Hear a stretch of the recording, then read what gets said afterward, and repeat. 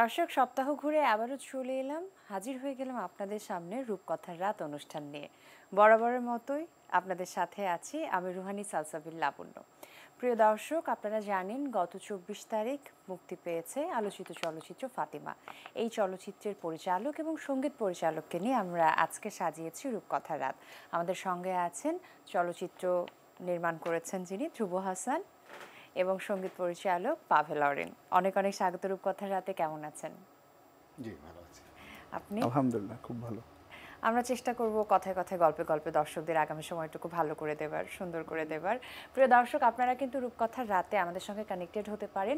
স্ক্রলে আমাদের phone number যাচ্ছে, আমাদের সাথে কানেক্টেড হয়ে ফাতিমা চলচ্চিত্র নিয়েও আপনার কোনো জিজ্ঞাসা থাকলে জানাতে পারেন, অথবা সামগ্রিক বিষয় নিয়েই কথা বলতে পারেন। আমাদের সঙ্গে ধ্রুব হাসান এবং পাভেল অরিন আছেন। শুরুতে যে প্রসঙ্গে আমি কথা বলতে চাই, এনটিভির সাথে আপনার বন্ধুত্ব বেশ শক্তপোক্ত এবং বেশ পুরনো। আমি একটু সেই বন্ধুত্বের কথাটা শুনতে চাই শুরুতে। আচ্ছা, না আমি যখন আসলে লন্ডনে ফিল্ম মেকিং নিয়ে মাস্টার্স পড়তে যাই, যা হয় স্টুডেন্টের লাইফ অত টাফ টাইম যায়। তো প্রথম 1-2 বছর আমি অন্য একটা টিভি চ্যানেলে কাজ করি, ইভেন কি একটা না 2-3টা টিভি চ্যানেলে কাজ করি। হঠাৎ করে একদিন আমাকে অফার করা হয় যে can you run new TV channel. তখন আমি কি টিভি চ্যানেল, যে বাংলাদেশ থেকে একটা টিভি চ্যানেল লঞ্চ করবে বিদেশে, তোমার যেহেতু এক্সপার্টিজ আছে তুমি এটাকে রান করতে পারো কি না।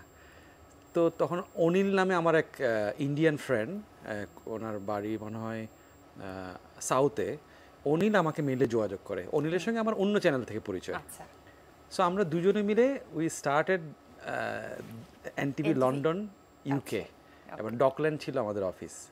তো আমি টানা মনে হয় 2006, 2007, 2008, 2009 সালে আমি দেশে চলে আসি।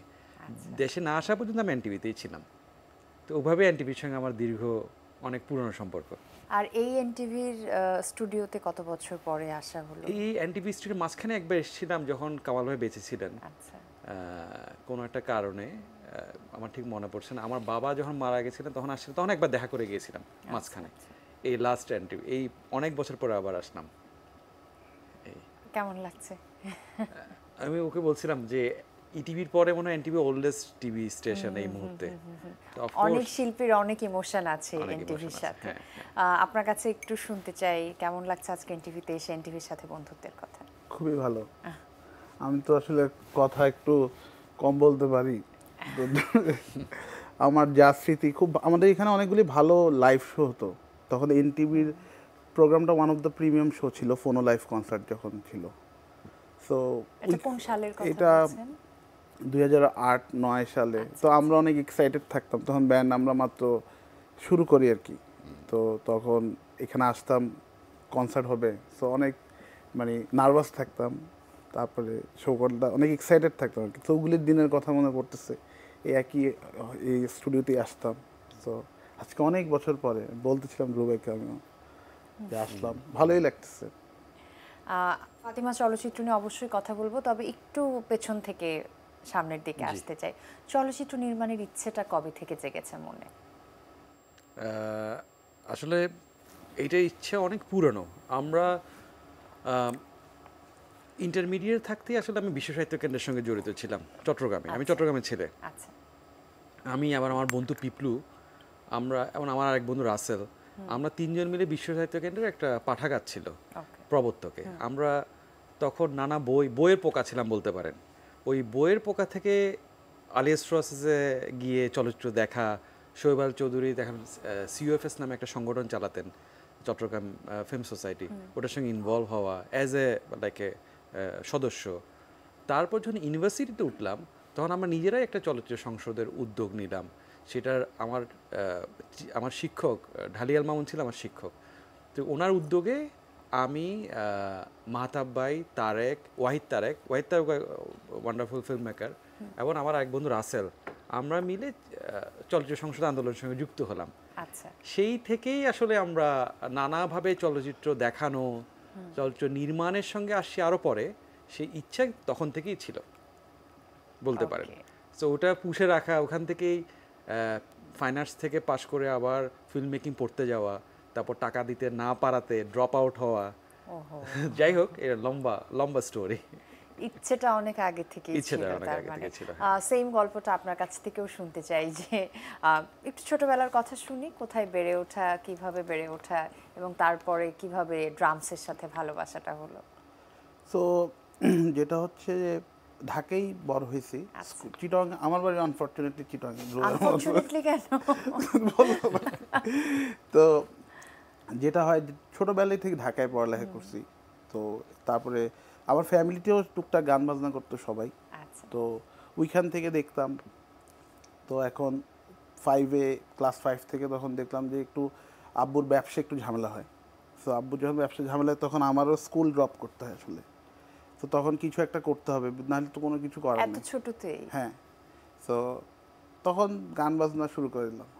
তো চেষ্টা করতাম, মানে দুষ্টামি করতাম, খেলতাম, মানে এরকম ফান করতে করতে আসলে শুরু হয়েছে জার্নিটা। তো প্রথমে ড্রামস বাজাতাম, তারপরে চিন্তা হলো যে আমার ফ্যামিলিতে অনেকে ড্রাম বাজে, আমি চিন্তা করলাম যে ড্রাম না বাজে তার কিছু একটা করি। তো পরে একটা কম্পিউটার আমি আমার বন্ধুর সাথে সাউন্ড ইঞ্জিনিয়ারিং চেষ্টা করলাম শেখার।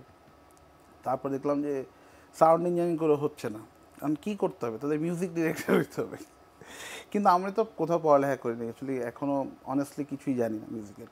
কিন্তু এখন সার্ভাইভালের জন্য তো কিছু করতে হবে, তো তখন আমরা বিজ্ঞাপনে মিউজিক করতাম, রেডিও কমার্শিয়াল সবচেয়ে ইজিয়েস্ট ওয়ে ছিল যে রেডিও বিজ্ঞাপন হইতো, তো ওইখানে আমরা মিউজিক করতাম।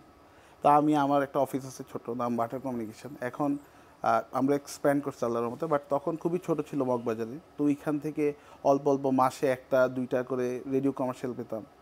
তারপরে রেডিও কমার্শিয়াল থেকে চিন্তা করলাম যে টিভি কমার্শিয়ালে আর একটু বেটার মার্কেট।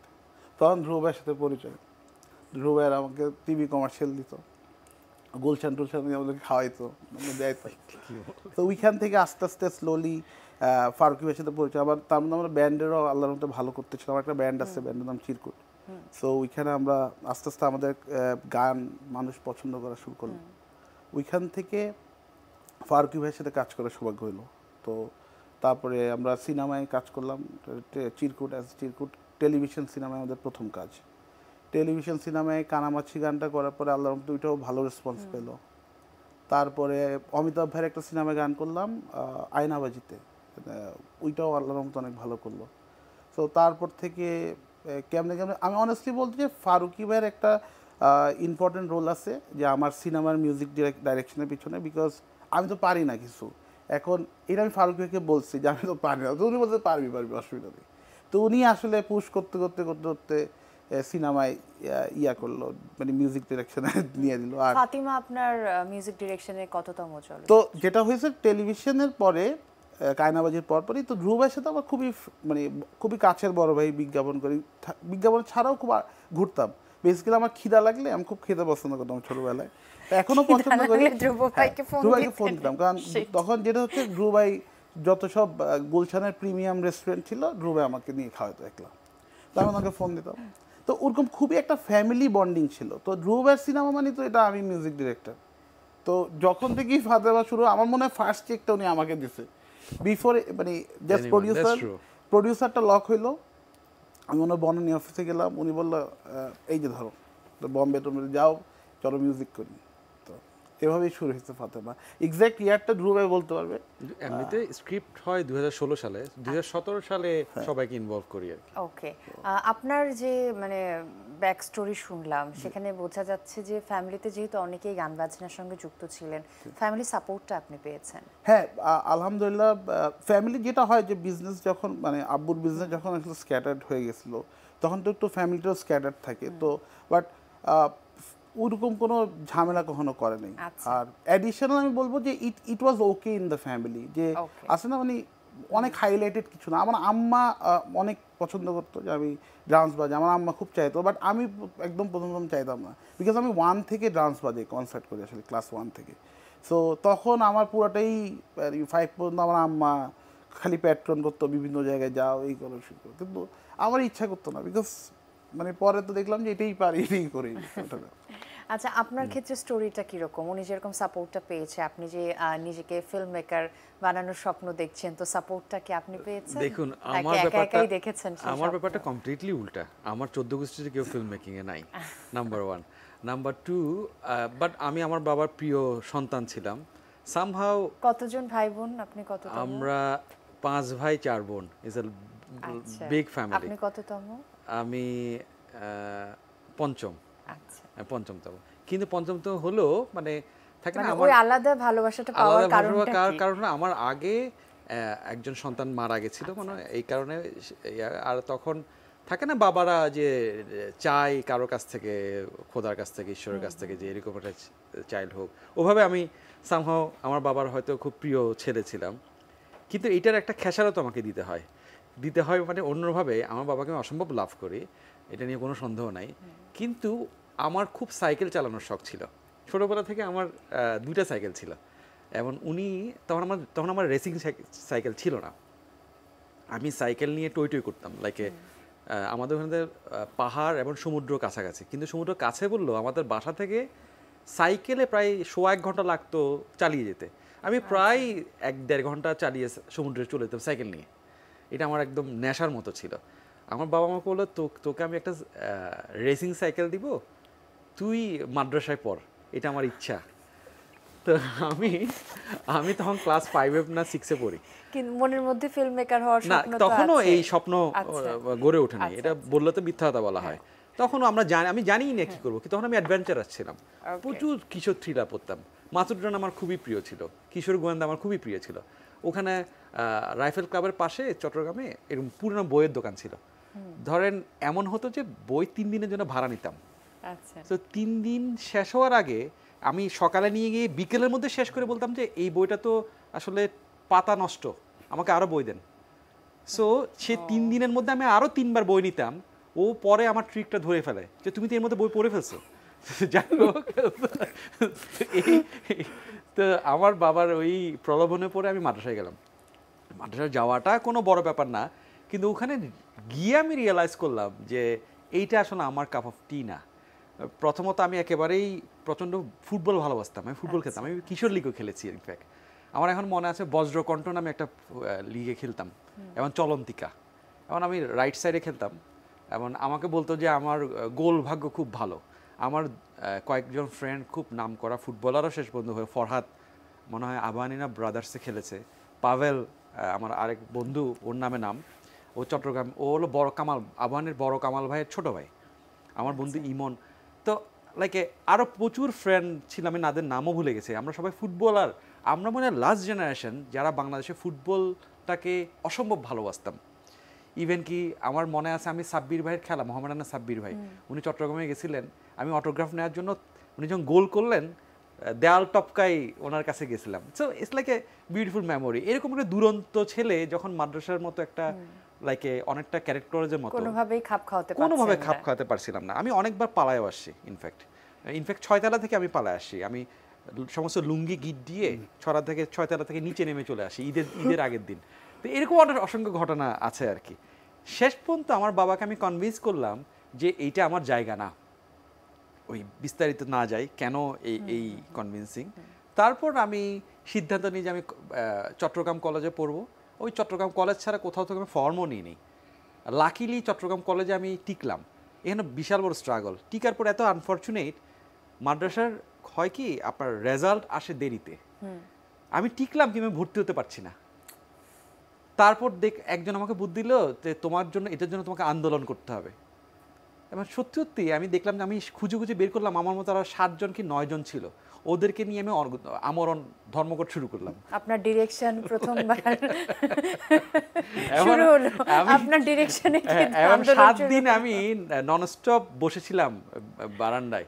তারপর আমাকে সবুর চা ছিল আমাদের কলেজের অধ্যক্ষ, উনি বললো যে এই ছেলে তো উম্মাদ, ও তো বাসায় বাড়ি যাচ্ছে না, কি প্রবলেম তোমার? আমি বললাম স্যার এই প্রবলেম। বলে তোমার প্রবলেম সলভ, তুমি যখন মার্কশিট আসে তখন জমা দিও, এখন অ্যাডমিশন নাও। সো এখানে আরও অনেক কাহিনী আছে। সো আমার ফিল্ম মেকার হওয়াটা কমপ্লিটলি আমার স্বপ্রণোদিত, নিজে ড্রাইভ দেওয়া। পরবর্তীতে যখন আপনি একটা কিছু অ্যাচিভ করে ফেলেন তখন মানুষ, ইভেন কি আমার বাবা জানতো না, অনেক দিন জানতো না আমি ফাইন আর্টসে পড়তাম। বিকজ আমি পুনেতে গেছিলাম আপনার ইকোনমিক্স পড়তে। সো ওখানে আমি 7 মাস টাকা পয়সা নষ্ট করে আই কেম ব্যাক। তারপর জার্নালিজমে ভর্তি হলাম, সেই 1 বছর জার্নালিজমে নষ্ট করে আমি ফাইন আর্টসে ট্রান্সফার করলাম। আমার বাবা জানে আমি জার্নালিজমে পড়ি, কিন্তু আমি উনি 7 মাস পরে রিয়েলাইজ করলো আমি আসলে পেইন্টিংয়ে পড়ি। সো এটা ওনার জন্য শকড।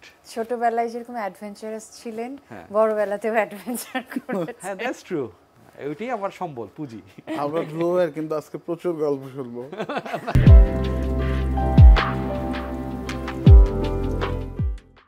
একদমই ফাতিমা নিয়ে কথা বলতে চাই এ পর্যায়ে। ফাতিমা কতগুলো হলে রিলিজ হলো? 10টি হলে। 10টি হলে। 10টি হলে। কেমন রেসপন্স পাচ্ছেন? প্রথম 3 দিন ভালো, তারপর ঘূর্ণিঝড়ের কারণে 2 দিন খারাপ, আবার ভালো। এখন আজকের রিপোর্টটা আমি জানি না। ওকে, দর্শক হিসেবে আপনার কি মনে হচ্ছে রেসপন্স নিয়ে? আমি তো আপু, আমি সত্যি কথা বলবো, হ্যাঁ সত্যি কথা বলো, মিথ্যা আমি তো কোনো আমার কাজ আমি কখনো দেখি না, মানে আমার মানে আই ফিল আনকমফোর্টেবল। তো যেটা কাজ করি আমি আসলে এটা যেটাই হোক, মানে গান হইলে গান শুনি না, স্কোর হইলে স্কোর দেখি না, কি আমি আই ডোন্ট ফলো, আমি দূরে থাকি। আপনি দেখেন নিশ্চয়ই, আপনাকে তো দেখতেই হয়। অনেস্টলি স্পিকিং আমি মোবাইলে ফেসবুক ইউজ করা শুরু করছি ইয়ার জন্য, ফাতিমার জন্য। সো আমি ইন্টেনশনালি নেট মানে অনলাইন দুনিয়া থেকে দূরে ছিলাম গত 5-7 বছর। তো বিকজ অফ দ্য ফিল্ম, কোনো কারণ ছিল না পার্টিকুলার? আমার মনে হয় এটা অনেক ওয়েস্ট অফ টাইম হয় আর কি, মানে আপনি নিজের কাজটা আসলে করা যায় না। হ্যাঁ, তো কিন্তু এখন তো ধরেন প্রমোশনাল করতে হলে তো আপনাকে আপডেটটা জানতে হবে। সো কিছুদিন পরে আমি আবার ডিলিট করে দিব। So like if you want to do your job, তাহলে আসলে দূরে থাকাই ভালো। 10টি হলে চলছে 10টি ফাতিমা। কোথায় কোথায় চলছে হলগুলোর একটু নাম মেইনলি শুনি। সিনেপ্লেক্সগুলো। আচ্ছা ইনফ্যাক্ট আমি অনেকগুলো হলের নাম জানি, যমুনা ব্লকবাস্টার, আচ্ছা। নারায়ণগঞ্জ, সিরাজগঞ্জ, সিলেট, আরও কয়েকটা জায়গা আছে। আমি আসলে চিটং তো আছেই, ওকে, সব মিলে 10টা। আচ্ছা 8 বছর আগে অন্য একটা স্টোরি নিয়ে আমি শুনেছি যে ফাতিমার যাত্রাটা শুরু হয়েছিল, তখন নাম ছিল দাহকাল। দাহকাল, হ্যাঁ। দাহকালটা কিভাবে ফাতিমা হয়ে গেল? এই প্রশ্নের আনসার আমি আগেও দিয়েছি, রিপিট হচ্ছে যদিও, তাও বলি, সংক্ষেপে বলি।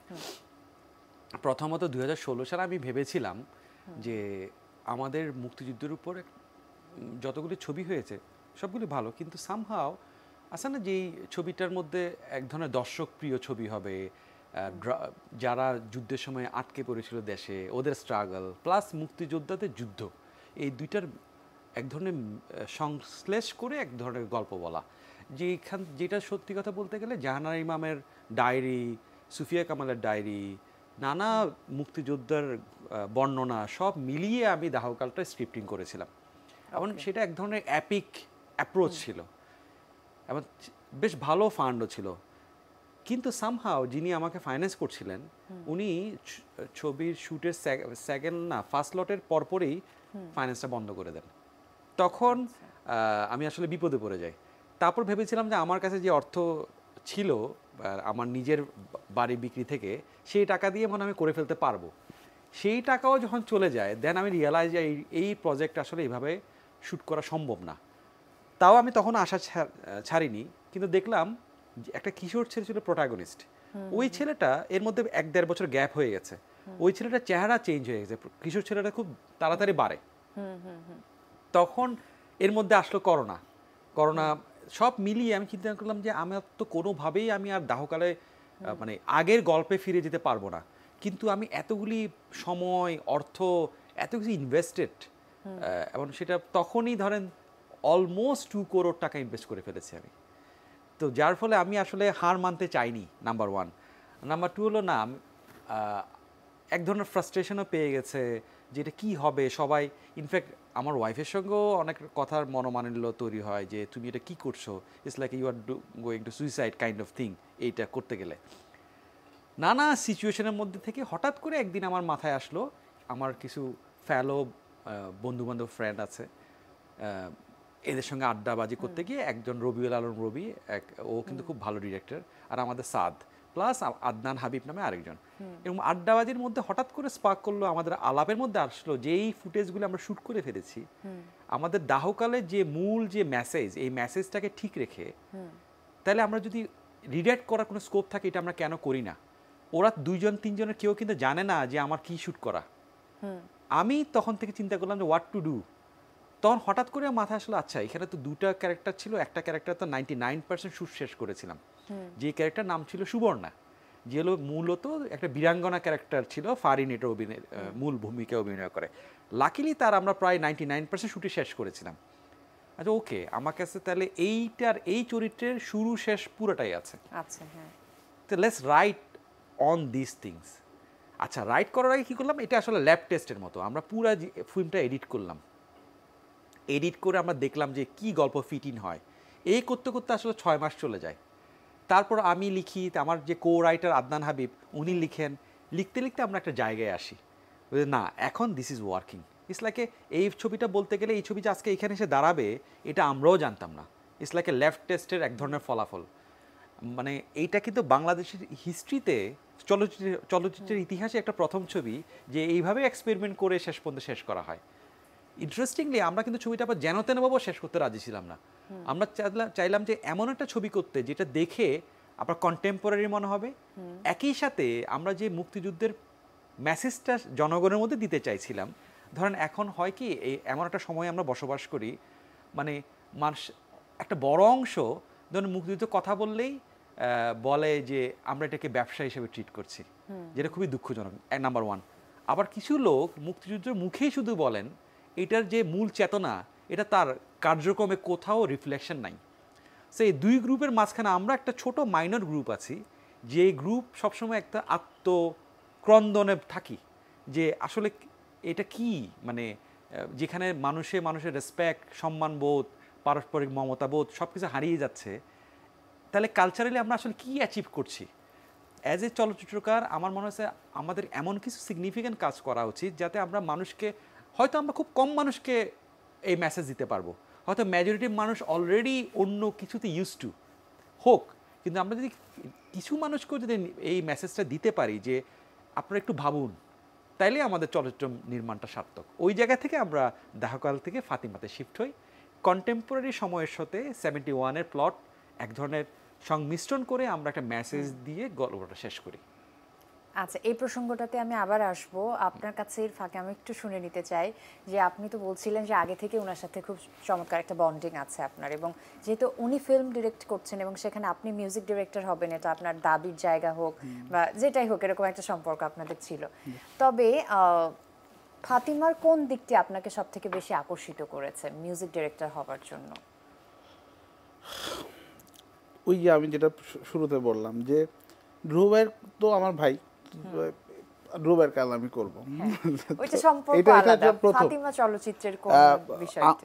আমি পার্টিকুলারলি ফাতেমার চলচ্চিত্রের কথা না বলে যদি আমরা একটু পিছনে যাই, যেটা ধ্রুবের বলতেছিল যে ধ্রুবের বিজ্ঞাপনগুলো অনেক সুন্দর, অ্যামেজিং হতো। তো প্রথম থেকে যখন দাহকাল থেকে শ্যুট করতেছিল, তো আমাদের যেটা প্ল্যান ছিল সিনেমা যে অনেক বড় লার্জ ক্যানভাসে শ্যুট করবে, এবং উনি শ্যুট করতেছিল। সো খুব বিউটিফুল, মানে প্রতিটা সিন এত সুন্দর এবং স্টোরির সাথে এত ব্লেন্ড হইতেছিল। সো অনেস্টলি বলবো, প্রতিটা যে ওনার যে বিউটি আর কি, শর্টের যে স্টোরি টেলিংয়ের বিউটি, ওইটা আমাকে মুগ্ধ করে।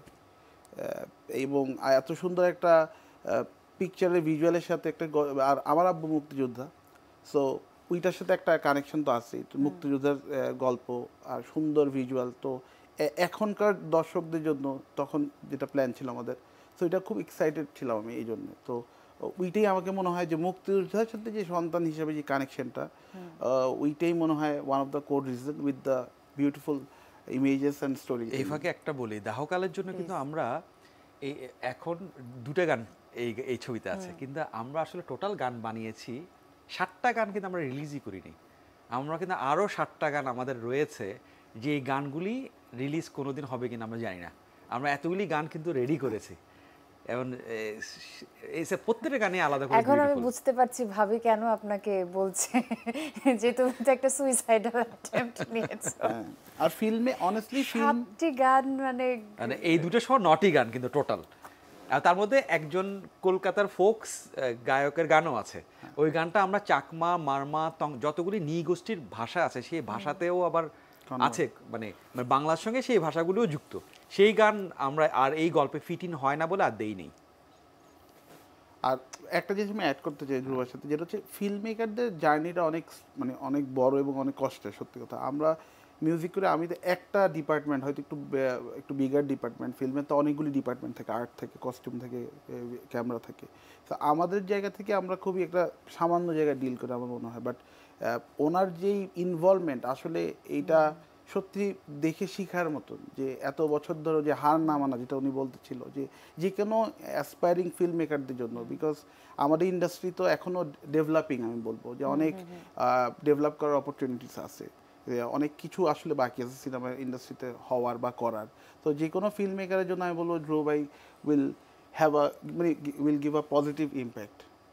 মানে উনি যেটা বললেন যে 7টি গান, যেটা অবশ্যই কষ্ট করেই তৈরি করা হয়েছে, কিন্তু যেটা ব্যবহার করা গেল না, নিঃশেষ হয়ে যাওয়ার জন্য এই দুঃখই যথেষ্ট। কিন্তু এই যে হার না মানা, মানে অ্যামেজিং। ধরেন যে ফুটেজগুলো আমরা ইউজ করিনি সেটা যদি আপনি মূল্য ধরেন, এটা 70-80 লক্ষ টাকা ওটার মূল্য। আর মূল্য থেকে আমি মানে আমি পয়সায় যদি মূল্য ধরেন আর কি, বাট এত মানে আমি বলবো মানে যদিও বায়াস লাগতেছে শুনতে, বাট খুবই সুন্দর ফুটেজগুলি, মানে এটা ব্যাপারটা এমন না, এবং আসলেই লার্জ অ্যারেঞ্জমেন্ট করা হয়েছিল, যে ব্যাপারটা এমন না যে খালি আমরা বাজেট পেয়েছিলাম বাট আমরা আসলে ইউটিলাইজ করিনি। আমরা কিন্তু ধরেন ডিটেল যত, যেমন আমাদের যে গান টানের মিউজিক আমরা চেষ্টা করছি বম্বেতে গিয়ে করার, আমরা মানে ম্যাক্সিমাম জিনিস কিন্তু আমরা লাইভ বাজাই, এবং এশিয়ার সবচেয়ে টপ প্রমিসিং মিউজিশিয়ান যারা ফিল্মের জন্য কাজ করে তাদের সাথেই সবসময় চেষ্টা করছি, সো কম্প্রোমাইজ করার চেষ্টা করিনি। যেমন খুব দুঃখজনক একটা ঘটনা, যা আমি আসলে যেহেতু টিভিতে সবার সামনে বলছি, আমি আসলে সরি ফর দ্যাট। ধরেন এখানে অনেক খুবই শক্তিমান অভিনেত্রীরা ছিলেন যারা ফাতিমাতে এসে আসলে গেস্ট অ্যাপিয়ারেন্স হয়ে গেছেন, এবং আমি জানি যে ওনারা মনে কষ্টে আছেন এটা নিয়ে। আমি really sorry for that, because আমরা ধরেন Fatima itself very beautifully told story, কিন্তু ধরেন যেই গল্পটা আমরা শ্যুট করে শেষ করিনি, সেটা তো যেই কাজগুলি ছিল, ওনারা তো একটা বড় চরিত্র নিয়ে এখানে আসছিলেন, শেষ পর্যন্ত ওনারা তো ওই চরিত্রটা করতে পারলেন না। পার্টিকুলার চরিত্রের গল্প ধরেন তারিক এনাম খান, তো উনি একটা বিউটিফুল জার্নি ছিল ওনার, উনি এখনো আফসোস করেন যে ওই গল্পটা তুমি শেষ করলা না। হ্যাঁ, তো ওনারও অনেক দিনের শ্যুট আমরা আসলে বাদ দিয়ে দিই। শতাব্দীর মতো পাওয়ারফুল অভিনেতা, ওর অনেক কিছু আমি ইউজ করতে পারিনি। মুনির আহমেদ শাকিল, আমাদের ABM সুমন তো আমার মানে অনেক অভিমান করে আছে, আমি জানি, I am sorry for that. ও ওই ছবির এক ধরনের ওয়ান অফ দ্য নায়ক ছিল।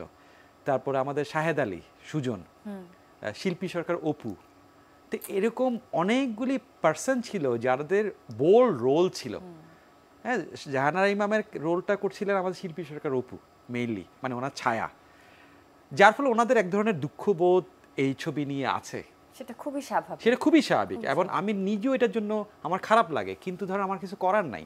লাইকে আমার যে কিশোর ছেলেরা ছিল, ও তখন বয়স ছিল মাত্র 8 বছর, ও ছবি এতদিনে হয়ে গেছে, ধরেন এখন দাড়ি গোঁফ হয়ে গেছে, তখন তো একটা কিশোর ছিল, তো ওইটা নিয়ে তো আর ওখানে ফেরত যাওয়া যায় না আর কি।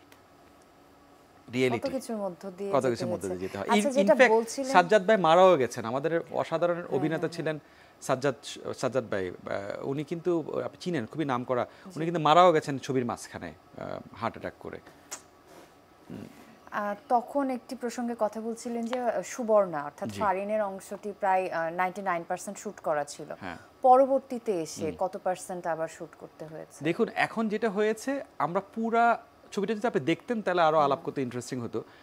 মানে আগের পুরা মুক্তিযুদ্ধের ছবিটা এটা ফিল্ম উইদিন ফিল্ম, তো এখন আমরা করেছি যে একজন নারী যিনি ঢাকা শহরের মতো একটা কসমোপলিটন শহরে সেটেল ডাউন করার চেষ্টা করছেন, উনার একটা ব্যাক স্টোরি আছে, উনি মফস্বল শহর থেকে আসছেন এবং স্ট্রাগলিং, ধরেন মাঝে মাঝে মডেলিং করেন, আবার আড়ংয়ের অথবা এরকম কোনো একটা কাপড়ের চেইনে কাজ করেন, দুটা মেয়ে একটা বাসায় থাকেন, ওখানে নানা রকম পুলিশি হ্যাসেল, বাড়িওয়ালার সঙ্গে নানা ঝামেলা, এর মধ্যে সে একটা মুক্তিযুদ্ধের চলচ্চিত্র অভিনয় করে।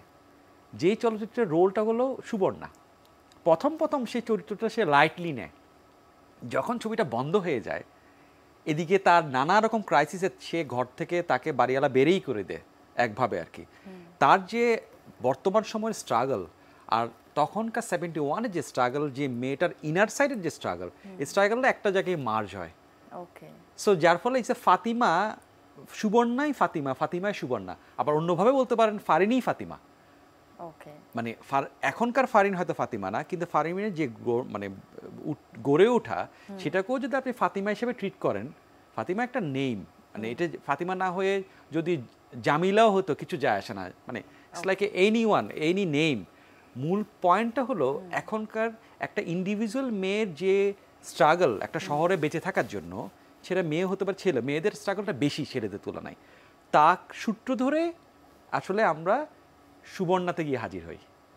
ওকে, so it's like a film within ফিল্মের আপনি জার্নি করছেন, এবং দুইজনের যে স্ট্রাগল সেটার একটা সাইকোলজিক্যাল ইনার সাইড স্ট্রাগল আছে, একটা বাহ্যিক স্ট্রাগল আছে, দুই স্ট্রাগল একটা জায়গায় গিয়ে মিলিত হয়।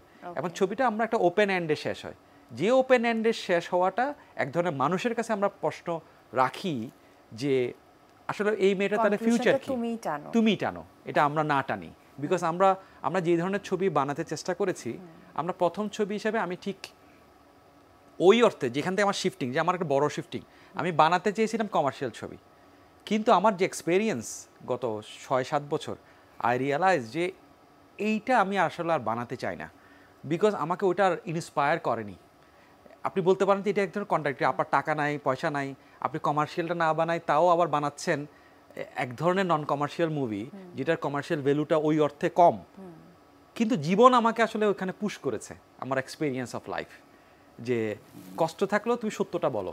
আমি ট্রাই করেছি to tell the truth of our time.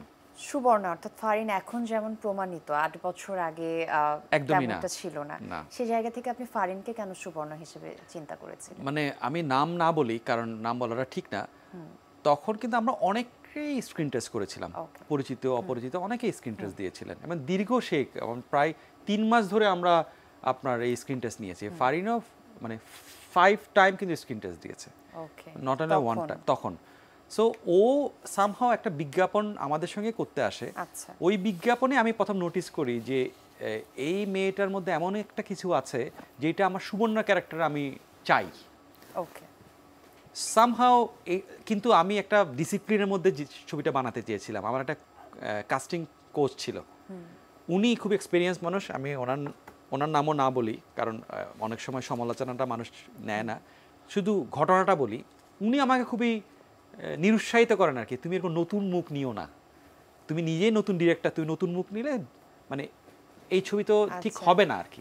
কিন্তু সামহাও আমার যে একটা গোয়ার, তুমি ছোটবেলা থেকেই যে সবসময় এগেইনস্টে কোনো কিছু, আমাকে যদি বলেন যে এটা এইভাবে করেন অ্যাডভেঞ্চার, এবং যদি আমাকে বলেন যে এটা করেন, আমি তাহলে এটা করব না, আমাকে বলেন যদি না করেন তাহলে আমি এটা করব। তো এইটা আমার একটা স্বভাব। উনি যখন আমাকে বাধা দিলেন, তখন আমি যে না, একে দিয়েই হবে, তখন আমি নানাভাবে ওকে মোটিভেট করে করে করে করে তার সামনে প্রমাণ করলাম যে একে দিয়ে হবে, যারা প্রতিষ্ঠিত ওদেরকে দিয়ে হবে না। এইভাবে আসলে ফারিনকে কাস্ট করা। আমি আসলে ফারিন বিখ্যাত হবে কি হবে এগুলি মাথায় ছিল না আমার। আসলে অনেস্টলি এখনও কাজ করে না যে বিখ্যাত মানুষকে নিয়ে কাজ করতে হবে, এটা আমার মাথায় কেন জানি সামহাও আমি বুঝি লজিকটা, কমার্সটাও বুঝি, সামহাও কমার্সটা বুঝেও আমি ঠিক কমার্শিয়াল হতে পারলাম না। আমি কিন্তু বিজ্ঞাপনের মানুষ, তাও আমি সেটা হতে পারলাম না এখন পর্যন্ত। I don't know Y. আচ্ছা, আমি একটু ফাতিমা চলচ্চিত্রের গানগুলো নিয়ে আপনার সাথে কথা বলতে চাই। গানের লিরিক্সগুলো কি ফাতিমাকে কেন্দ্র করেই লেখা হয়েছে, এবং শিল্পীদের কণ্ঠ বা সবকিছু মিলিয়ে গানগুলো আপনার কাছে কেমন লেগেছে? আমার গান আমার কাছে আসলে একটা লেভেলে তো ভালো না লাগলে আসলে আউটপুট দেই না।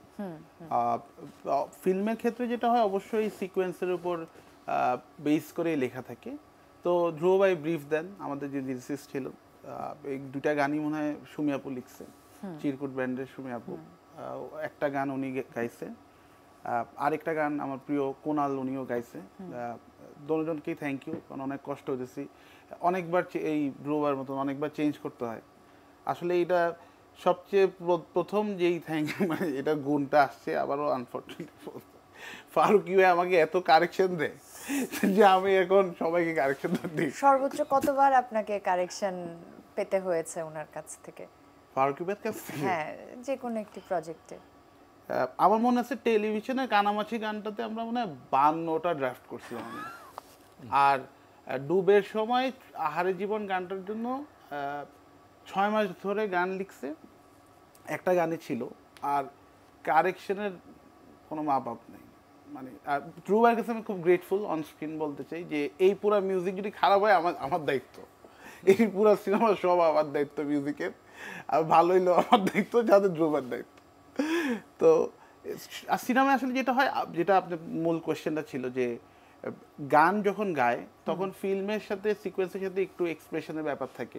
সো যেটা হয় যে যেহেতু আমরা আসলে আমি শিখি নাই কোথাও, তো এখন মনে হচ্ছে আচ্ছা ঠিক আছে, চলে গেলে শিল্পী আবার গান শুনলে দুদিন পর মনে হচ্ছে না এই জায়গাটা একটু ঝামেলা আছে। তো এটা তো অনেক বছরের ব্যাপার। তো দেখা গেছে লাস্টলি আমার সাথে ধ্রুবের সিনেমা রিলিজের আগে 1-1.5 মাস আগে মিটিং হয়। তো তার আগে আমি ওনাকে মাস্টার টাস্টার দিয়ে দিছি। তো ধ্রুবকে বললাম আসলে গানগুলি শোনান। ধ্রুব আমাকে বলতেছে আমরা এই প্রমোশনাল প্ল্যান আমরা রিলিজ করবো। আমি আলহামদুলিল্লাহ, তো গানগুলি একটু শুনি আপনার মোবাইল দিয়ে সাথ। আমি গান শুনে তো আমি বলি না ধ্রুব আমি এই সাউন্ডটা এখন আর দিব না। তো পরে আসলে আমরা সিনেমার আগে আরো 10 দিন আগে আবার আমি সুন্দর সাউন্ড মানে একটু ঠিকঠাক আবার রিমিক্স করে এরকম ট্রায়াল এন্ড এরর আসলে যেতেই হয়। সো প্রথম আমাদের স্ক্রিপ্টটা লিখে ওইটার বেস করে সিন বেস করে গানটা লিখে, তারপরে ওই সিনের জন্য যে ভালো হবে তখন সেই গানটা গায়। এমন সুমি কিন্তু খুব ওয়ান্ডারফুলি 2টা গান লিখছে, মানে 2টা গানে কিন্তু সুমির লেখা। এবং কোনাল পরবর্তী সেকেন্ড কি কোনাল যে গানটা গেয়েছে এটা কিন্তু একেবারে ইমিডিয়েট আগের ডিসিশন, এবং she did very good, very well. মানে এটা কত সালে কে ভয়েস রিসেন্টলি আসলে এটার ব্যাপারটা হচ্ছে যে মানে ওই সাতটি তো ফেলেই দিলেন, ওই সাতটি তো এখানে নাই, কিন্তু ওই সাতটিরও ম্যাক্সিমাম লেখা কিন্তু সুমিরই। আচ্ছা, মানে এই কোনাল আপুরটা খুবই ইন্টারেস্টিং যে এক সপ্তাহ সিনেমা বের হওয়ার এক সপ্তাহ আগে তো আমার মনে হচ্ছিল যে এটা কোনাল আপু গেলে ভালো হবে। আচ্ছা, তো এখন এক্স নাম বলতে চাই না, আরেকজনকে দিয়ে গাওয়াইছিলাম গান। এখন এক সপ্তাহ আগে তো ধ্রুব বলতেছে যে শিওর, আমি বলছিলাম হ্যাঁ। তো এখন কোনাল আপু গাইছে, ধ্রুব খুশি, আমিও খুশি। এখন কালকে হচ্ছে ধরেন প্রোমোটার রিলিজ হবে, তো ধ্রুবের একটা অ্যাসিস্ট্যান্ট আসছে আমাকে একটা কোনো একটা অফিসিয়াল কাগজে, তো বলতেছে আচ্ছা ভাইয়া খুব সিরিয়াসলি আপনি একটা কথা বলেন, আমি চিনিও না। আমি বলছি বলেন। বলে যে এই গানটা ভালো নাকি আগের গানটা ভালো, শিট, একটু পরে ধরেন রিলিজ হবে। আমি খুব কনফিডেন্টলি বললাম যে অনেক ভালো এটা। আসলে তো ভালো খারাপ তো আসলে আমাদের কাছে যেটা ভালো লাগে ওইটাই তো আমরা রিলিজ করি, কিন্তু আসলে তো ওরকম কোনো ইয়া নেই। বাট আসলে আফটার রিলিজ বলবো এখন শুনতেছি কোনাল আপু আসলেই খুব সুন্দর গাইছে, এবং স্পেশালি এটা একটা ডিফারেন্ট ক্যারেক্টার দিয়ে ও গাওয়ার চেষ্টা করছে। ওকে অনেক থ্যাংক ইউ যে অনেক ট্রায়াল অ্যান্ড এররের মধ্যে কি একটা ডিফারেন্ট, আপনি নর্মালি ওনার গান শুনলে দেখবেন যে ওনার এখন যে ম্যাক্সিমাম হিট গান তো ওনার, সো শুনলে দেখবেন যে টেক্সচারটাই ডিফারেন্ট। ইটস একটা নতুন ধরনের কিছু ট্রাই করছি। এই তো গানের গল্প শুনলাম, আরো শুনবো গানের গল্প। আমার যেটা জানতে ইচ্ছে করছে, দাহকাল আর ফাতিমার মধ্যে পার্থক্য কোন কোন জায়গায় আছে? আসলে ইন এ ওয়ে একই জিনিসের 2টা ভার্সন। আমরা যে দাহকাল বানাতে চেয়েছিলাম ওইটা একটা ভার্সন ছিল, এটা আনাদার ভার্সন।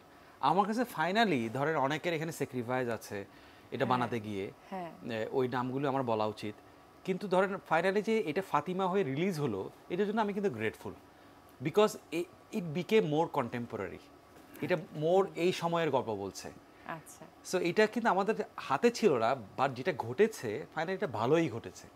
ওকে, এবং এইটা করতে গিয়ে আমি কিছু মানুষকে থ্যাংক ইউ দিতে চাই। ধরেন অনেক একটা সাকসেস যখন আসে একা একা সাকসেসটা আসে না। ধরেন আরমান নামে আমার ছোট ভাই আছে, ও যদি না থাকতো আমি ছবিটা শেষই করতে পারতাম না। ওর কাছে টাকা লোন নিয়ে কিন্তু আমি ছবি শেষ করি, যে টাকা আমি এখনো ফেরত দিতে পারিনি, সত্যি কথা বলতে গেলে। আচ্ছা, তারপরে এই আদনান হাবিব, উনি যদি আমাকে শোল্ডার না দিতেন আমার রাইটিংয়ে, আমার প্রত্যেকটা ডিসিশনে ছায়ার মতো, তাহলে আমি এটা শেষ করতে পারতাম না। আমার আলভি, আমার যে অ্যানাদার প্রডিউসার, সে যদি আমাকে হেল্প না করতো তাহলে আমি এই জায়গায় আসতাম না। আমার ওয়াইফ, সেও কিন্তু আমার প্রডিউসার, সেদিন আমাদের আপনার সাবটাইটেল থেকে শুরু করে রাত দিন 24 ঘন্টা টাকা পয়সা দিয়েও হেল্প না করতো, সেই টাকা পয়সা কীভাবে দিল সেই বর্ণনা না যায়, তাহলে সেই ছবি শেষ হতো না। আমার যে ফার্স্ট এডে কবির, সে যদি আমাকে এইভাবে গত 12 বছর ধরে লেগে না থাকতো তাও ছবি শেষ হতো না। তারপর তো আর্টিস্টের একটা লম্বা লিস্ট আছে। সে এই প্রত্যেকটা মানুষের প্রথমে গ্রেটফুল, এই ছবিটা শেষ পর্যন্ত রিলিজ হলো। বাকিটা সময় বলবে এই ছবির কি আউটপুট, কি ঘটনা, কি সারমর্ম, ওই ডিটেলে আসলে আমি না যাই। যে অ্যাটলিস্ট থ্যাঙ্কস টু আল্লাহ এবং থ্যাঙ্কস টু এভরিওয়ান যে আমরা শেষ করতে পারলাম। আচ্ছা, দাহকাল কি দাহকালের মতো করে কখনো আমাদের সামনে আসতে পারে? ভেবেছেন এরকম কখনো? দেখেন তারেক ভাই যখন মুক্তির গান বানায়, হ্যাঁ এইটার অনেক আগে কিন্তু লিয়াল লেভি, মানে ওনার নাম লিয়াল লেভি নেই তো, যিনি মূলত মুক্তির গানের ফুটেজগুলি শ্যুট করেছিলেন, তো উনি কিন্তু 71-এ অ্যাজ এ কি বলা যায় অন্য গল্প মাথায় রেখে অন্যভাবে জিনিসটা শ্যুট করেন। কত বছর পরে গিয়ে তারেক এবং ক্যাথরিন মাসুদ মিলে পুরা জিনিসের মানে গাঁথুনি চেঞ্জ করে, এডিট চেঞ্জ করে মুক্তির গান বানিয়েছেন কিন্তু। সো এখন যে ফুটেজ আছে, এই ফুটেজ দিয়ে কী হবে এখন আমি জানি না, কিন্তু ইন ফিউচার অনেক কিছুই হতে পারে। যেমন মুক্তির গান থেকে তারেক ভাই মুক্তির কথা বানালেন, তো ওটাও কিন্তু একটা শিক্ষণীয় এক্সাম্পল কিন্তু আছে। মুক্তির গানের যে জার্নি সারা দেশে, তার উপর বেস করে মুক্তির কথা। আমরা একটা পজিটিভ আনসারই পেলাম। অফ কোর্স, মানে there is never, you can never say no.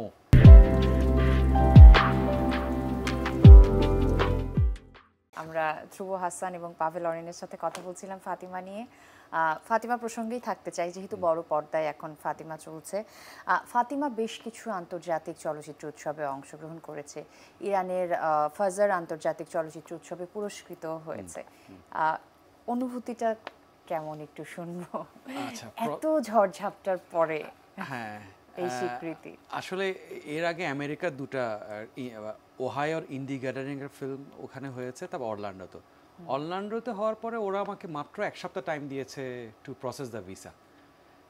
ওদের অ্যাপ্রোচটা আমার এত অড লেগেছে, আমি পরে আবার ছবিটা উইথড্র করে নিলাম ওখান থেকে। আচ্ছা, তো ওখানে তারপর আমি আসলে যখন ফজরে অ্যাপ্লাই করি, আমি কাউকেই বলিনি আমি যে ফজরে অ্যাপ্লাই করেছি। ইনফ্যাক্ট আমার যা কো পার্টনার ওরাও জানতো না।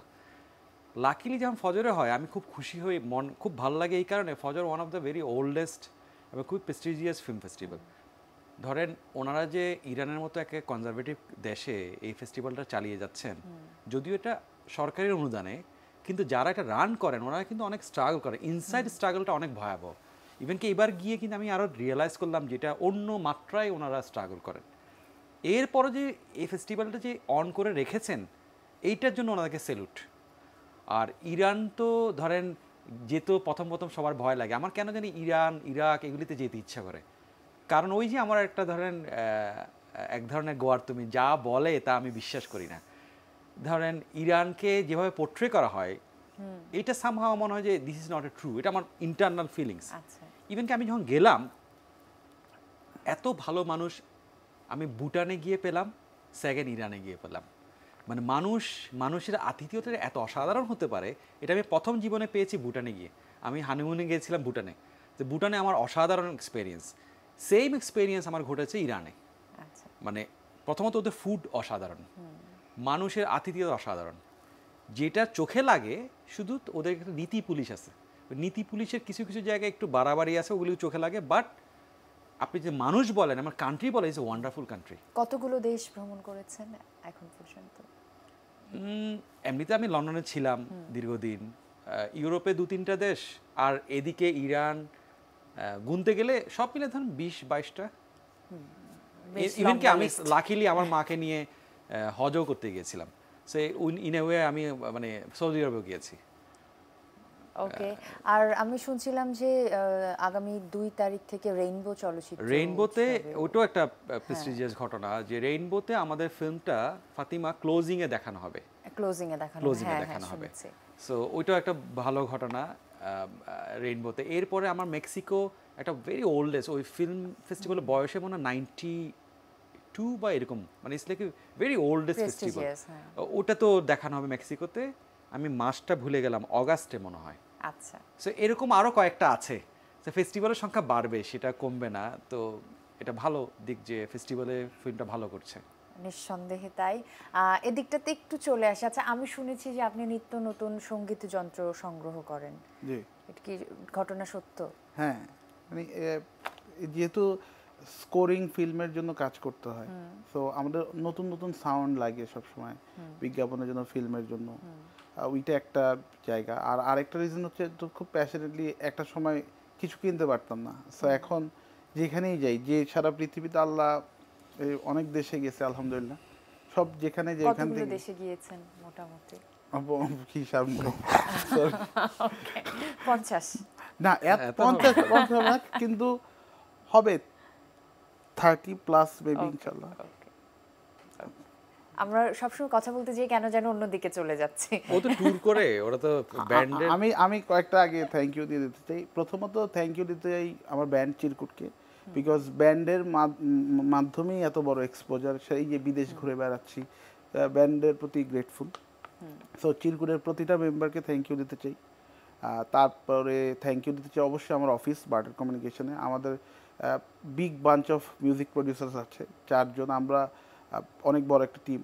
সো এখানে আমাদের টিচার মিস্টার নীরব, সো আমি তো কিছু ভুল টুল হওয়ার আগে ওকে একবার দেখাই যে ঠিক আছে কিনা।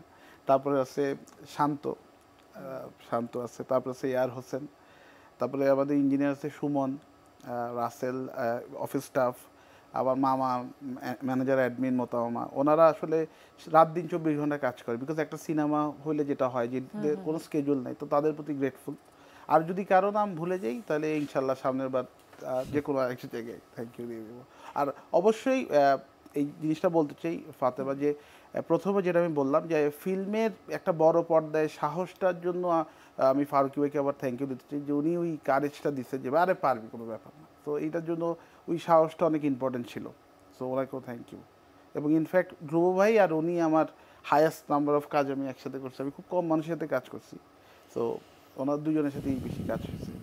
ওকে, যেটা দিয়ে শুরু করেছিলাম সঙ্গীত যন্ত্র সংগ্রহের কথা, বলছিলাম সেখান থেকে অনেক দূরে চলে গেলাম। আমি একটু পার্টিকুলার কোনো একটি গল্প শুনতে চাই।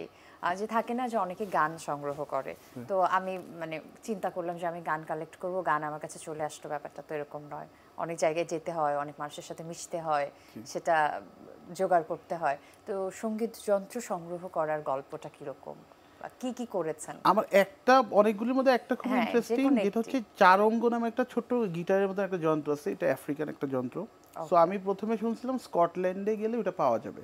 ওকে। সো আমরা তখন আমাদের চিরকুটের ইউকে ট্যুর ছিল। সো আমরা ম্যানচেস্টার থেকে স্কটল্যান্ড গেলাম। স্কটল্যান্ড গিয়ে কিছু এথনিক জায়গায় ঘুরলাম, অনেক যন্ত্র পাই কিন্তু ওইটা পাই না। তো পর ওইখানে এক এক্সপিরিয়েন্স বয়স্ক লোককে জিজ্ঞেস করলাম যে এই যন্ত্রটার ছবি দেখে যেটা কই পাওয়া যাবে, তো বলতেছে এটা তো এখানকার না, এটা আফ্রিকান একটা যন্ত্র, তো এটা অন্য জায়গায় পাওয়া যাবে, এটা তুমি আমেরিকা দিকে পাইতে পারো। তারপরে লন্ডনে এসে আবার খুঁজলাম, পেলাম না। ইন্ডিয়ায় গেলাম, ইন্ডিয়া আমি বম্বেতে কাজ করতে হয় বিভিন্ন সময়। তো বম্বেতে গিয়ে একটা দাদা আছে, উনি is one of the finest musician in Asia, Tapas Roy. So ওনার কাছে জিজ্ঞেস করলাম যে দাদা এটা কই পাওয়া যাবে, আপনার কাছে আছে? তো বললে এটা আমেরিকায় গিয়ে খবর নাও। তো আমেরিকায় এরকম ন্যাশভিল বিভিন্ন জায়গায় ঘুরলাম, এক্সপ্লোর করলাম, আমেরিকাও কোথাও পাচ্ছি না। পরে লাস্টে if I am not wrong ডালাসে একটা দোকানে গিয়ে আমি অর্ডার দিলাম। তো অর্ডার দেওয়ার পরে ওইটা মেক্সিকো থেকে আমেরিকা আসছে, 3-3.5 মাস হ্যান্ডমেড। আমেরিকা আসার পরে আবার আমেরিকা থেকে আনার লোক ছিল না, পরে আমার এক বড় ভাই আসতেছে, ওনাকে দিয়ে আসতে। সো অ্যারাউন্ড মানে 12 থেকে 18 মাসের একটা জার্নি ছিল এই ছোট এতটুকু একটা যন্ত্র। দেখে বুঝবেন না, বাট ভেরি ইন্টারেস্টিং। হ্যাঁ, ইনফ্যাক্ট এই সিনেমায় চারঙ্গ দিয়ে যে গানটা সুমিয়াপুর কণ্ঠে, ওইটা একটা এই যন্ত্রটা খুবই ইউনিক আর কি। তো এই যন্ত্রটা ইউজ করা হয়েছে এই সিনেমায়। সামহাও মিলে গেল না গল্প শুনতে গিয়ে। আচ্ছা, তখন আমরা কথা প্রসঙ্গে মানে আপনি বলছিলেন যে সবার তো ইন্ডিভিজুয়াল এক একটা রেসপন্সিবিলিটি থাকে, ও যে অভিনয় শিল্পী, অভিনয়টাতেই মনোযোগ দিচ্ছেন, অভিনয় করছেন, আপনি গানের পোর্শনটা নিয়ে আছেন, কিন্তু ডিরেক্টর এমন একজন পার্সন যাকে সব কিছুই এক মাথায় ঢোকাতে হয়। কয়েকটি প্রসঙ্গ নিয়ে আমরা কথা বলেছি, গানের প্রসঙ্গ নিয়ে কথা বলেছি, সিনেমাটোগ্রাফি প্রসঙ্গটা এখনো বাকি থেকে গেছে। ফাতিমার সিনেমাটোগ্রাফি। আচ্ছা, খুবই ভালো পয়েন্ট ধরেছেন। আমি সামহাও তুহিনের ব্যাপারটা মিস করে গেছি। Somehow I am sorry for that. Tuhin is another guy যে আমার আসলে ইটস লাইক আমার মায়ের পেটের ভাই না হলো, ও আমার শুরু থেকেই সঙ্গী। আমার কিন্তু এত কিছু শিফট হয়েছে, সিনেমাটোগ্রাফার কিন্তু শিফট হয় না কিন্তু।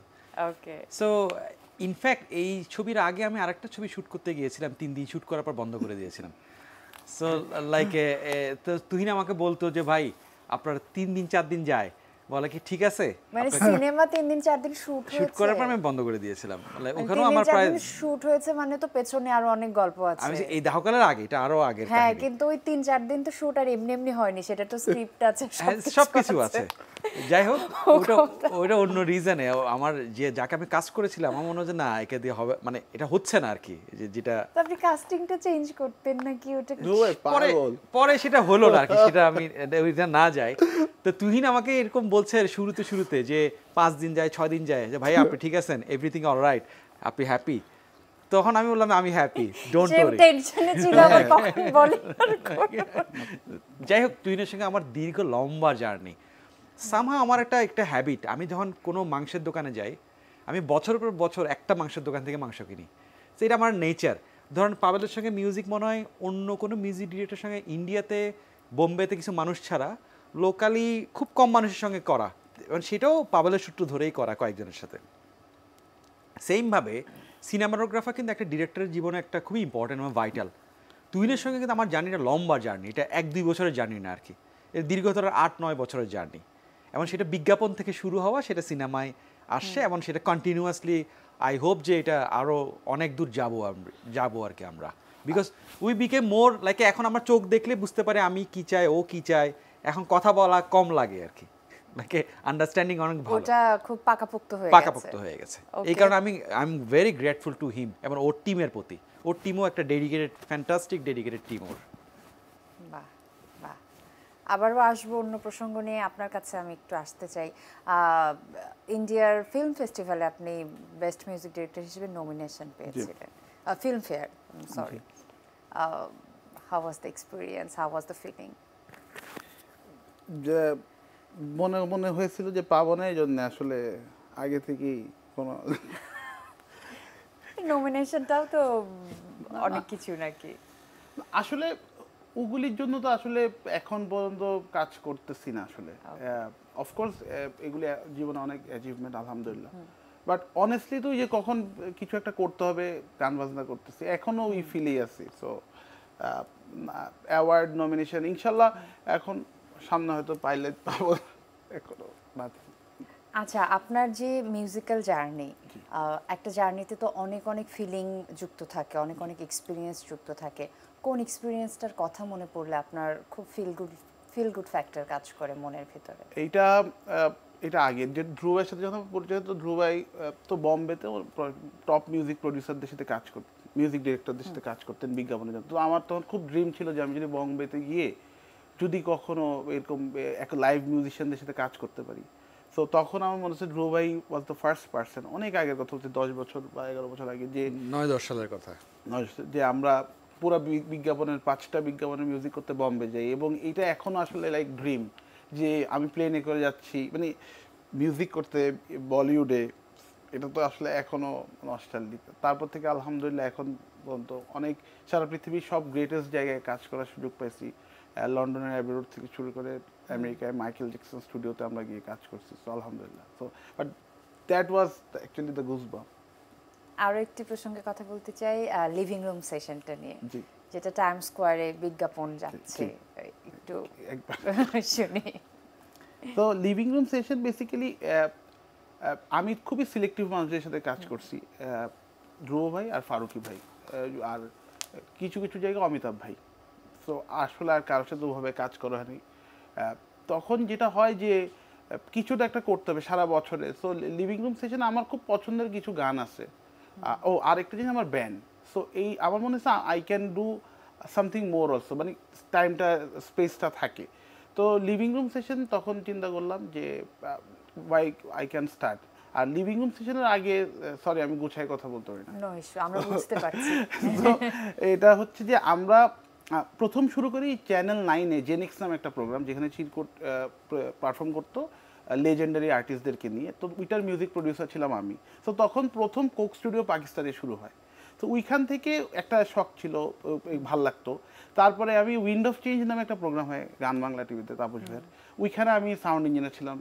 সো ওইখানেও এই ফিউশন প্রোগ্রাম ভাল লাগতো। সো তারপরে চিন্তা করলাম ওই দুইটাই বন্ধ হয়ে গেছে, এখন আই শুড ডু সামথিং, আমার তো এটা ভাল লাগে। সো আমার পছন্দের গানগুলিকে রিমেক করে একটা প্ল্যাটফর্মে আনার চেষ্টা করতেছি ইউটিউবে। সো থ্যাংক ইউ টাইম জোনকে। আর এটাও 2 বছর আগে আসলে আমি শ্যুট করছিলাম এফডিসতে, বাট স্পন্সর ম্যানেজ হতে ছিল না। বাট 2 বছর পরে time zone has been kind enough to support. So ইনশাল্লাহ এটার গতকালকে একটা গান বের হয়েছে, আমার খুব পছন্দের শিল্পী মুজিব পরদেশির গান। সো আরও 3টা গান আছে ইনশাল্লাহ। সো সিজন 2 ইনশাল্লাহ হবে। ওকে, খানিকটা আমরা ফিউচার প্ল্যান নিয়েও শুনে ফেললাম যে সামনে কি কি আসতে যাচ্ছে, আর কি কি আছে সামনে সিনেমা আছে, সিনেমা মনে হয় আছে, ফারুকি ভাইয়ের সিনেমা আছে।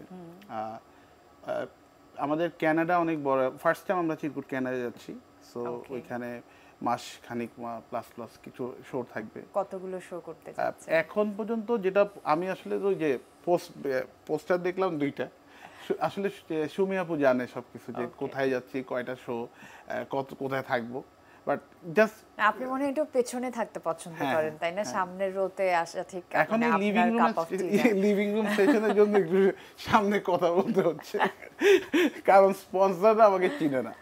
এখন আমি এত বড় বড় কাজ করছি আল্লাহর রহমতে, কিন্তু মানুষ না চিনলে যেটা হয় আর কি, তারা বিনিয়োগ করতে একটু শেকি ফিল করে। সো এখন এই জন্য আসছে রুয়ের সাথে কথা বলতে, তাহলে আমি বলতো যে ভাই আমাকে মাফ করে দেয়। আচ্ছা, আমি একটু ধ্রুব ভাইয়ের কাছে আসি, যে ফাতিমা নিয়ে আর কি প্ল্যানিং আছে সামনে, এবং সেই সাথে আদার্স কোনো চলচ্চিত্র বা নতুন কি ভাবছেন? ধ্রুব হাসানকে আমরা কিসে পাচ্ছি? না, এমনিতে ফাতিমা নিয়ে আপাতত প্ল্যান না, মানে প্ল্যান ইন এ সেন্স ফেস্টিভ্যালগুলি ঘুরবে, প্লাস যদি কেউ দেখতে চায়, আমি আসলে আমার এক্সপিরিয়েন্স শেয়ার করতে সবসময় চাই। ইনফ্যাক্ট কলকাতায় যে ফেস্টিভ্যাল নভেম্বরে হবে সেখানেও যাবে, ওটাও প্ল্যানে রেখেছি। সো যতগুলি জায়গায় যাওয়া যায়, ছবি বানানোর যেরকম দায়িত্ব, ছবিটা প্রচার করারও দায়িত্ব, সেই দায়িত্ব আমার প্যারালালে চলবে। এছাড়াও আমি ধরেন আমার অন্য একটা আইডেন্টিটি আছে, আমি প্রডিউস করাও শুরু করেছি এই ফিল্মের, কিন্তু আমিই প্রডিউসার। সো আমি আবার একটা চরকির সাথে প্রডিউসিং শুরু করেছি, যেটা মিজানুর রহমান আরিয়ানের একটা সিরিজ। সো এইভাবে অ্যাজ এ প্রডিউসার হিসেবে, সো ওটা আমি প্যারালাল করতে চাই আর কি। কারণ এটা আমার ফিলিংস, আমরা যদি একে অপরকে প্রডিউস না করি, শুধু ডিরেক্টর হই, তাহলে ইন্ডাস্ট্রিটা ঠিক মতো গ্রো করে না। বিকজ আমাদের এখানে যারা প্রডিউস করতে আসেন, ওনারা কিন্তু ডিজনেস্ট না, ওনারা অনেস্ট। সামহাও জিনিসটার A to Z জিনিসটা ধরতে পারেন না যেভাবে ডিরেক্টররা ধরতে পারেন। সো একজন ডিরেক্টর যখন প্রডিউস করেন, আরেকটা ডিরেক্টর যেন সেটা আরামের হয়, এটা আমার বিশ্বাস। সো আমি আসলে এইভাবে একটা টিম দাঁড় করাতে চাই, শুধু আমি ডিরেক্ট করতে চাই না, প্যারালালি যারা আমার পছন্দের মানুষ, পছন্দের ডিরেক্টর, তাদেরকে আমি প্রডিউসও করতে চাই। এই ছাড়াও ধরেন আমার আরও কিছু গল্প অলরেডি লিখিত আছে, আমরা নানা জায়গায় ভাবছি এটাকে আপনার ফিল্ম করব নাকি OTT-তে যাব। সো এখনো কোনো কিছু ডিসাইডেড না। ওইটা যেটা বলতেছিলাম মিনি বিজ্ঞাপনের ফাঁকে, ওটা বলে দেন। বিজ্ঞাপনের নেক্সট সিনেমাটার ব্যাপারে না সিরিয়াস না, ঠিক আছে। না, নেক্সট সিনেমা কি বিষয়বস্তু সেটা নিয়ে আমাদের আসলে একটা ফিল্ম শেষ পর্যন্ত তো একটা সিদ্ধান্তের ইস্যু। ধরেন অনেস্টলি স্পিকিং, আমার মন বলে যে একটা দায়িত্ববোধের থেকে আরেকটা গল্প বলি, কিন্তু আমার সিচুয়েশন বলে কমার্সের কথা একটু চিন্তা করো, নাহলে খাবা কি। তো এই দুইটার এক ধরনের মিক্স ঘটাতে হবে আর কি, সামহাও ব্যালেন্স করতে হবে। কিভাবে ব্যালেন্স করব আমি জানি না, এইজন্য আমি সাক্ষীটা রাখতেছি। দর্শকরা হয়তো ওই পার্টটা বুঝতে পারেনি যে মানে বিজ্ঞাপন বিরতিতে আপনি কি বলেছেন। বিজ্ঞাপন বিরতিতে উনি দাবি জানিয়ে রেখেছেন যে নেক্সট ফিল্মের মিউজিক ডিরেক্টর হিসেবে তাকেই, না হলে তো আচ্ছা, কথায় কথায় একদম কখন যেন শেষ প্রান্তে চলে এলাম। তো কেমন লাগলো আজকে ইন্টারভিউতে এসে, এবং দর্শকদের জন্য কিছু বলতে বলবো? প্রথমত আপনাকে এখানে আমাদেরকে ডাকার জন্য ধন্যবাদ, এনটিভিকে ধন্যবাদ।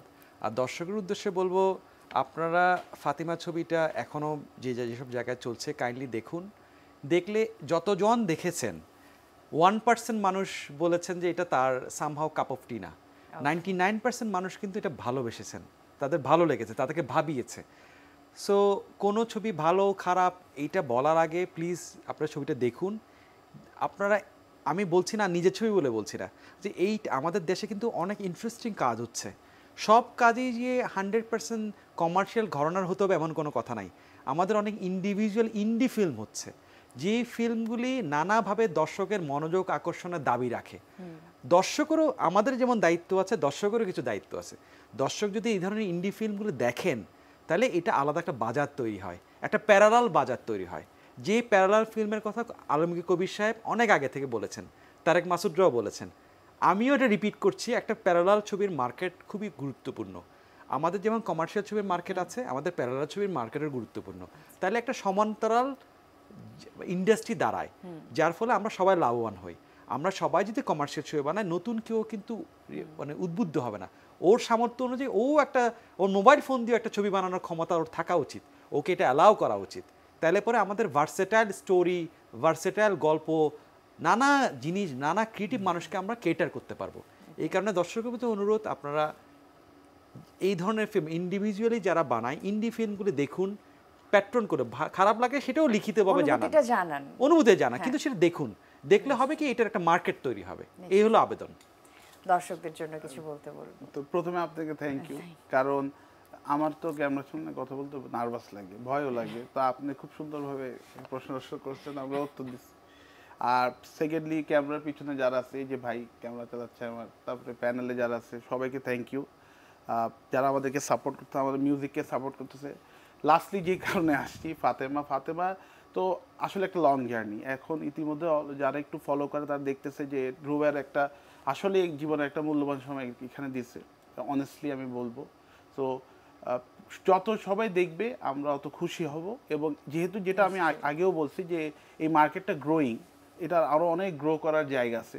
তো যত অডিয়েন্স আসবে, সাপোর্ট করবে, আমাদের সবার জন্য ভালো হবে ইন্ডাস্ট্রিতে। ফাতিমার জন্য অনেক অনেক শুভকামনা থাকলো। আজকের মতো বিদায় নিয়ে নিচ্ছি। Thank you. প্রিয় দর্শক, কেমন লাগলো আজকের রূপকথার রাত? আশা করছি ভালো লেগেছে। আজকের মতো আমি রুহানি সালসাবিল লাবণ্য বিদায় নিয়ে নিচ্ছি। আগামী রূপকথার রাতে আবারও দেখা হবে। শুভরাত্রি।